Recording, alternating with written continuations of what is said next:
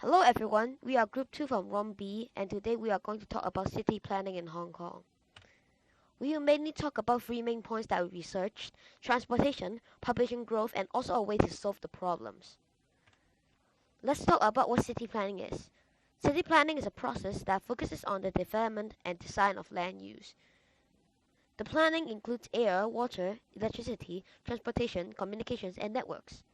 There's a main concern about city planning, and that is public welfare. It includes efficiency considerations, protection, and use on the environment. Moving on, we'll talk about population density. The present population density in Hong Kong is about 67,000 people per square mile. This is not because for all people in Hong Kong though. Some rich people in Hong Kong buy detached houses to live in. Because these houses are not space efficient, it's one of the many reasons Hong Kong's housing problem is getting worse. Now let's talk about the history of city planning in Hong Kong.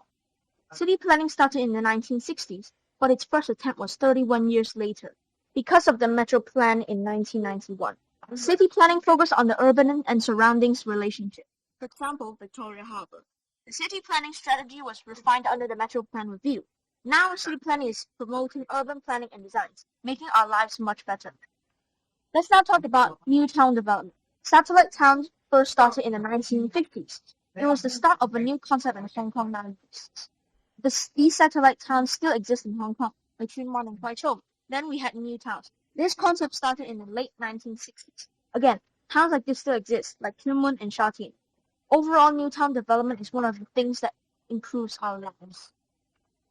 In order to collect what teenagers think about city planning in Hong Kong, we designed a Google form for S1 students to express their opinion. Almost all people have been on different transports. They rely on them in their daily lives. Most people that we've interviewed think MTR station has a good location and convenience. Other than MTR, buses are also one of the most common transports in Hong Kong.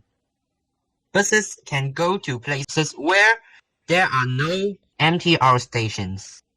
About 60% of people think that the transportation routes are well planned, but some people are not satisfied for different reasons, like the locations of the stations and the overlapping of routes. Let's now talk about the population growth problem in Hong Kong. We've interviewed some people and you can see most of the people think there's enough space to live in. This might not be the case in 50 years though. Hong Kong's population growth problem is inevitable, so we must use other ways to solve the problem of insufficient land. Most of the people think recommending land is useful because we need to build more houses so that people can live in a house or flat. But also many people think it will pollute the environment because the tree will be dropped down. Now, we are going to talk about the pros and cons about reclamation. The pros of land reclamation is that we can solve the problem of population growth and housing problem.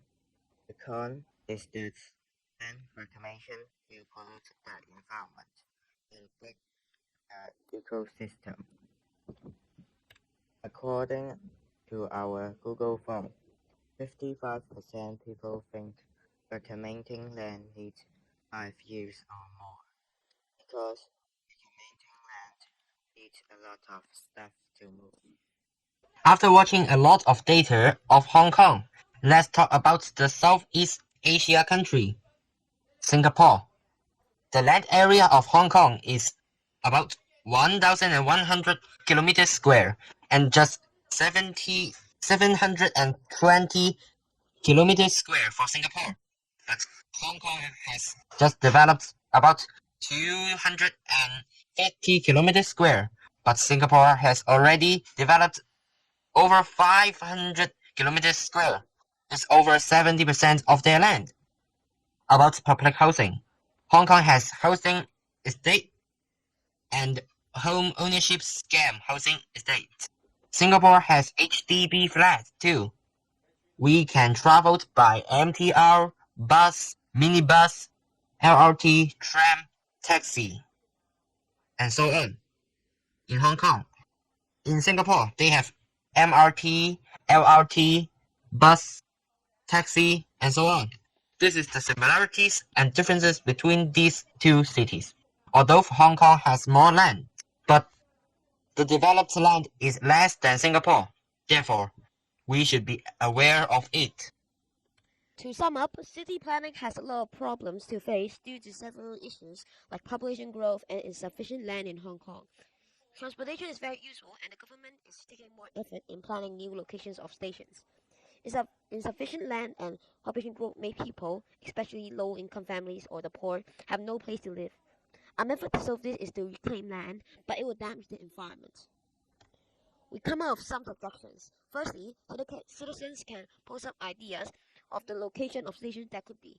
This helps to speed up the process of thinking, and citizens can take part in planning as well. Secondly, further technology can invent new material of land for reclaiming land in the sea and can lessen the environmental damage of it. Thirdly, governments can plan to make taller and cheaper public housing for people to live, so that low-income people could have a place to live. Another way is to encourage more people to become a city planner, so that land will be planned more efficiently and better. Finally, the government can use other countries' methods to solve the current problems, and thus can reduce time for thinking. This is our end of the presentation. Thank you.